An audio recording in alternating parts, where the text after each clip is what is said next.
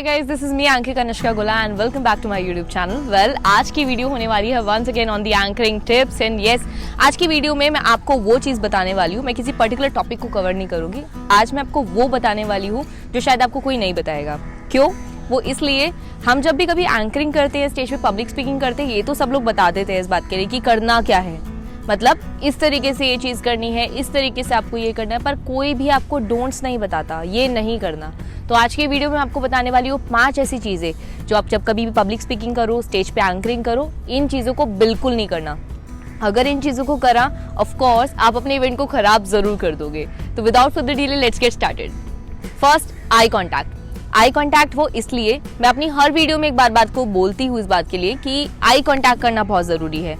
क्यों करना है? ऑडियंस से कनेक्टिविटी बनाने के लिए। पर ज़्यादा आई कांटेक्ट एक्सेस में किया हुआ वो हमेशा नुकसान देता है। वो इस बात के लिए क्योंकि जब आप कभी ज़्यादा आई कांटेक्ट कर लेते हो तो हो सकता है ऑडियंस के अंदर से किसी से नज़रें मिली और नज़रों में नज़रें कहीं खो गई, एंड देन उसके बाद में क्या होगा वो आपको भी नहीं पता होगा। समटाइम्स कहीं पॉजिटिव नोट निकल जाता है तो समटाइम्स बहुत नेगेटिव भी निकलता है। जब आप किसी से, एक पर्टिकुलर पर्सन से आई कांटेक्ट करने लगते हो बार बार, हो सकता है वो ऑडियंस में बैठा है पर्सन, उसकी नज़र शायद आपकी तरफ पॉजिटिव है या नेगेटिव है, डजंट मैटर, पर मैटर इज दैट कि हो सकता है आप स्टेज पे होकर अपना सब कुछ भूल जाओ। तो कंडीशन क्या है? Never ever do the excess eye contact. ये आपके इवेंट को रूइन कर देगा। मेरी बात ध्यान से समझ लेना, कभी भी ज्यादा आई कांटेक्ट नहीं करना। Always look at, semi circle में देखना, एंड कभी भी किसी एक पर्सन को आंखों में आंखें डालकर बहुत देर तक नहीं देखना, वरना तो फिर तो आप जानते ही हैं क्या होगा। Second point, over friendly with audience. ये बहुत सारा जरूरी है। कई बार क्या होता है कि हम जोक्स मारने के चक्कर में, लोगों से बात करने के चक्कर में, इंटरेक्शन बनाने के चक्कर में हम क्या करते हैं, ऑडियंस से ज्यादा इंटरेक्शन करने लगते हैं, ज्यादा ओवर फ्रेंडली हो जाते हैं। मतलब उनको भाई, रिश्तेदार, दोस्त वो सब बना लेते हैं। फैमिली रिलेशंस बनाओ, विच इज वेरी गुड, बहुत ज्यादा है आपके इवेंट के लिए बनाना, but never ever do the over, like अपनी ओवर फ्रेंडली मत बनो। ज्यादा ओवर फ्रेंडली बने तो क्या होगा कि आपका क्लाइंट आपके शोल्डर पे आकर हाथ रख रहा है and you will be like कि यार इसने ऐसा कैसे कर दिया। तो हमेशा अपनी लिमिटेशंस बनाए रखो, हमेशा अपना एक बाउंड्री बनाकर सेट करके चलो कि इस लेवल से आगे आप नहीं जाओगे। दोस्ती रखो पर लिमिट की रखो। और किसी भी ऑडियंस में से मेक श्योर कि ऑडियंस में से चाहे जितने भी लोग बैठे हो, लाखों लोग क्यों ना हो, कभी भी ये ध्यान रख लेना, किसी से भी ओवर फ्रेंडली नेचर के साथ ज्यादा बात मत करना ऑन स्टेज। रीजन, जहां वो आप ओवर फ्रेंडली हुए, उसने आपका कंफर्ट जोन देख लिया एंड देन उसके बाद में उसने अगर कुछ आपको रिप्लाई बैक कर दिया, लाखों लोगों ने, हजारों लोगों ने, 100 कुछ लोगों ने सुन लिया, तो शायद कहीं ना कहीं उसको एम्बैरेसमेंट फील हो ना हो, पर आपको जरूर हो जाएगा। तो कभी भी क्या नहीं करना, never ever do the over friendly with audience. Third point, body posture बहुत ज्यादा इंपॉर्टेंट है। अच्छा, अब मैं आपको है ना 2 बॉडी पॉस्चर में डिफरेंशिएट दिखाऊंगी, टेल मी कि वो कैसे लग रहे हैं। अच्छा, एक बॉडी पॉस्चर है एक ऐसे वाला, like you are standing like this only, और थोड़ा सा टिल्टेड अगर आप ले लो अपनी बॉडी को, थोड़ा सा झुका हुआ बॉडी पॉस्चर।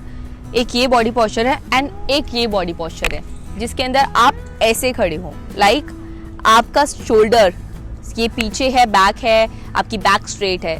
तो बॉडी पॉस्चर बहुत ज़्यादा मेजर रोल प्ले करता है। मतलब अगर आप स्टेज पे हो and you are speaking something, बहुत ज़्यादा ये, मतलब आपको है ना ऑडियंस का एक इंटरेक्शन के लिए बहुत ज़्यादा मेजर पॉइंट होता है कि आपने लूज बॉडी से खड़े होंगे तो आपकी ऑडियंस, चाहे आप कितना भी अच्छा क्यों ना बोलते हो, आपकी ऑडियंस आप पे कभी ध्यान नहीं देगी।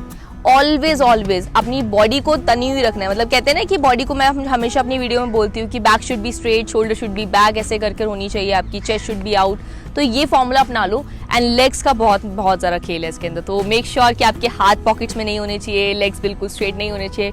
Follow the body posture thing. अगर बॉडी पॉस्चर से रिलेटेड आपको अभी समझ नहीं आ रहा होगा कि कैसे करना है, कैसे नहीं करना है, तो मेरी एक वीडियो है, मैंने इस पर बनाई हुई है ऑलरेडी, तो प्लीज़ यहाँ पे मैं लिंक डाल रही हूँ, तो देख लेना उसको आई बटन पे क्लिक करके। Then you will get to know कि किस तरीके से स्टैंड होना है, किस तरीके से बॉडी पॉस्चर फॉलो करना है।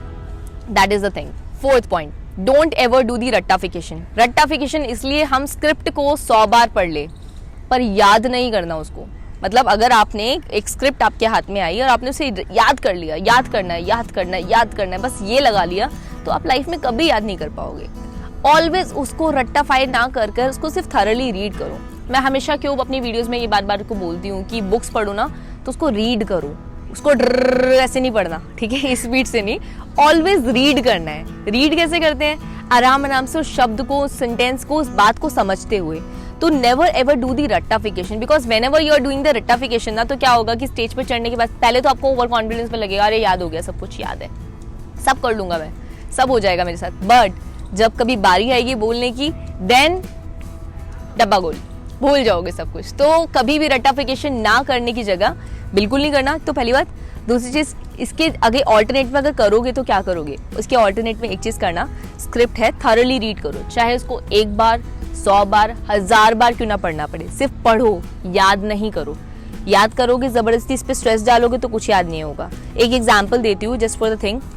कई बार देखा हम रोड पे जा रहे होते हैं, चलते चलते ट्रैवल करते हुए, हमें कोई बोर्ड बड़ा सा होर्डिंग लगा हुआ दिखता है और हमने सिर्फ उसे जस्ट चलते हुए पढ़ लिया होता है, and you can't believe it, कभी आपको वो बोर्ड पता नहीं आने वाले 4 साल 5 साल बाद भी तक याद रहता है, या 10 साल तक भी याद रह जाता है, क्योंकि आपने उसे पढ़ा था, जस्ट आपने उसको याद नहीं करा था। और कभी आप देख लो किसी को याद, एक पर्टिकुलर एड्रेस याद करने की कोशिश कर लो, भूल जाओगे ऑलवेज।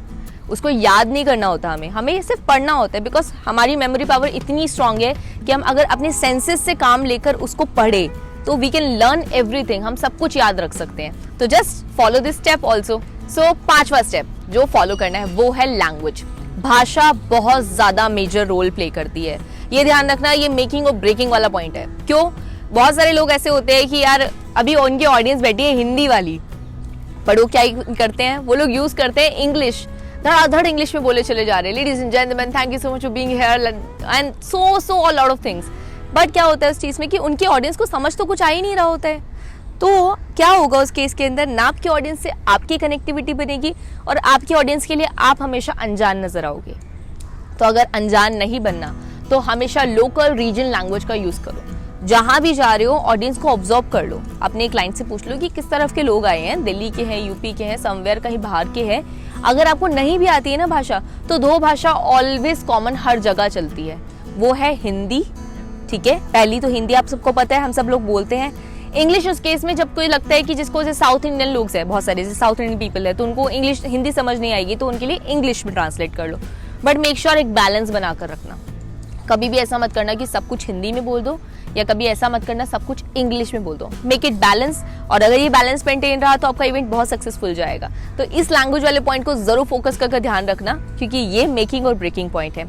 सो ये थे 5 टिप्स जो मैंने आपको बताया, जो नहीं करने हैं आपको बिल्कुल भी स्टेज पे जब भी कभी चढ़ो और पब्लिक स्पीकिंग करो, एंकरिंग करो, ये 5 चीजें बिल्कुल गलती से मत करना। अगर कर दी तो फिर तो क्या होगा आप जानते ही हैं। Well I am very much sure कि वीडियो आपको अच्छी लगी होगी। अगर अच्छी लगी तो please like, share, comment and subscribe. And also अगर कोई भी आपकी नॉलेज में आपका फ्रेंड, दोस्त, रिश्तेदार या समबडी एल्स की जो प्रिपेयर कर रहा है पब्लिक स्पीकिंग के लिए, तो ये वीडियो उसके साथ जरूर शेयर करना, सो दैट उनको भी पता लग जाए कि क्या नहीं करना है। करना तो सबको पता है, क्या करना है, नहीं करना बहुत इंपॉर्टेंट है।